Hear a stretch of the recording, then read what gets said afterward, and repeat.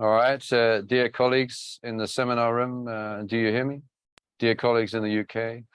So what do we think of this image? Maybe ask where you are. Well, you've got a scope guide. We're in the descending colon, I think. The scope guide's not particularly reliable here. We'll maybe just improve it a bit. And yeah, we're on an anastomosis, I think. Yes, so if we just come back, here's patient had colorectal cancer. This is the anastomosis. And around here, there's a flat thing. So blink, what do we think? What do you think? I don't know.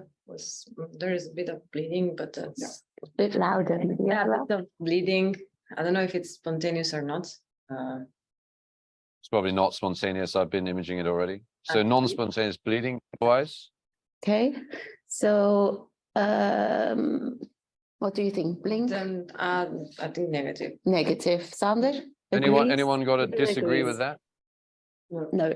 Everybody agrees with a negative blink. No. Okay, and so with a negative blink, we just need to then think about whether there's a demarcated area, or just go a little bit closer to it.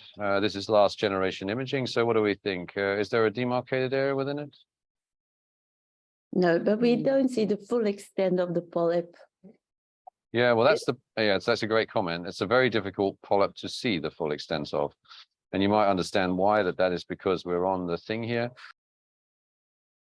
But you don't have to make your defect much larger if there's no need for it, I think. Well, I'd like to flip that a bit around and say that the likely reason, I mean, this is a reason not to mess up polypectomy, right? The reason we're all here on this course. Because to do this properly, as I think it requires to do, oh, look, he's taking the polyp as well. How good is it? Right, okay. Then you have to, of course, take more tissue and do more invasive things you would have had to do if the polypectomy had done correct the first time. So the question is it completely removed? I would definitely inject that zone and see, but it probably is. Of course, it does better if you are sure of that when you're cutting it off. For training purposes. Just you said something really important there. You said, so Peter said, well, this course, okay, you know, this is all right. But if you really want to be great, if you want to be fantastic, you know, here are the little things that you've got to do differently. And I had exactly that conversation with a trainee yesterday, much earlier on the training pathway, obviously very talented with his handling of the scope.